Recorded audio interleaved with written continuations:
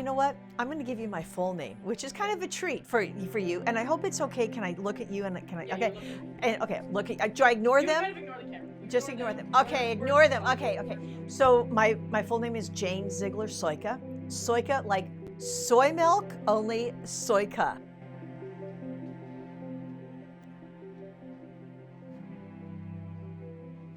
This sounds dark, but it's really a good place. I'm in the last third of my life. I think it's a really good way to think about it. From 60 on, it's kind of like harvesting, and you're seeing the fruits of your labor. I grew up in Columbus, Indiana, home of Cummins Engine Company, went to Indiana University. We had moved to Wichita, and I was working at the Coleman Company. I was working in the heating and air conditioning division. So I am the only woman in my division, Fortune 500 company. And I had an opportunity to start teaching college. So I did at Wichita State. Then things changed again. My husband said, well, we're moving to Cincinnati. And he said, well, why don't you apply to the marketing department? No, I am not going to apply. He's like, Jane, apply. I said, they will laugh at my resume. I know these people. I have seen their research. They are top researchers. They are going to laugh. Jane, apply. So finally, just really to shut him up, I said, okay, fine. I will apply. Well, what do you know?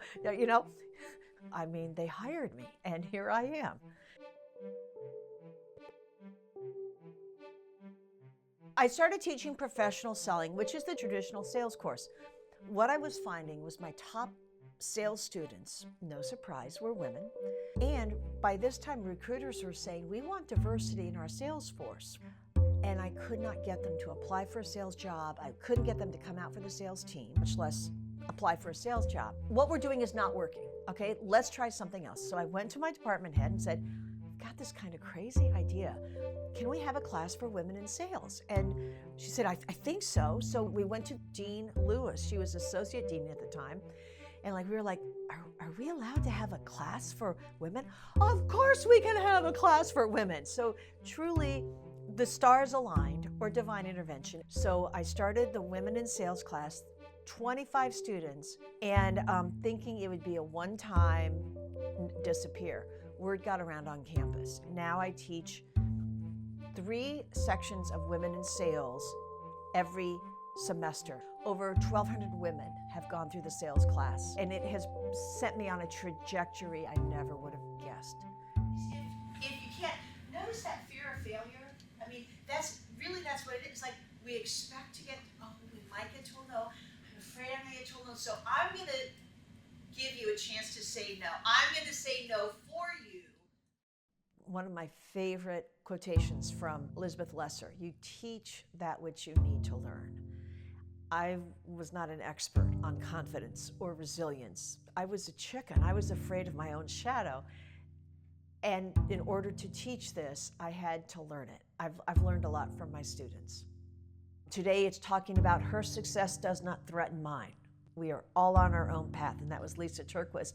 The idea of, I used to get really jealous, like, why did she get that? Why not me? No, her success does not threaten mine. We are all on our own path. The title of my TED Talk was Empowering Women Benefits Everyone.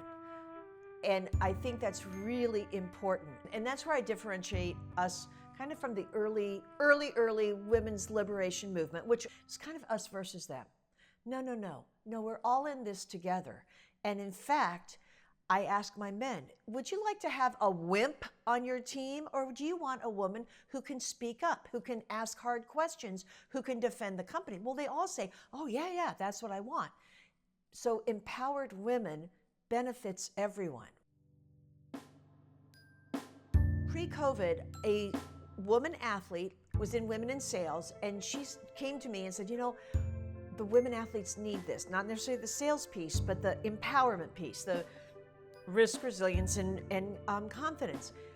Can we do something? So she and I spent the summer putting together a workshop format. We called it Inspiring, Equipping, and Connecting Women.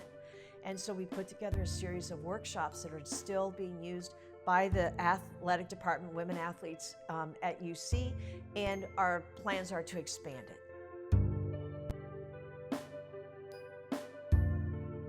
It's kind of a long quotation, but I'm paraphrasing it from Abby Wambach in her book, Wolfpack.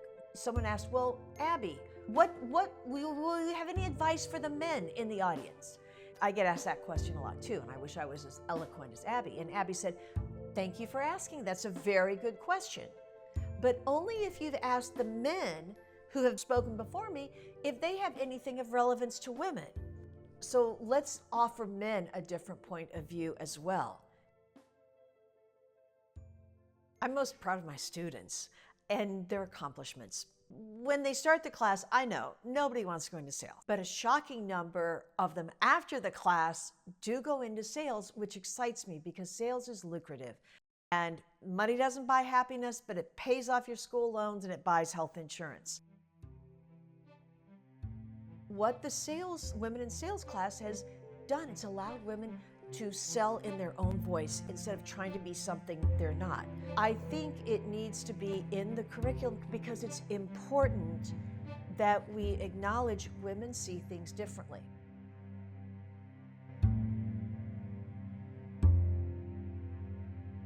The students, it became very clear. They told me what they needed. I watched, I knew what they needed.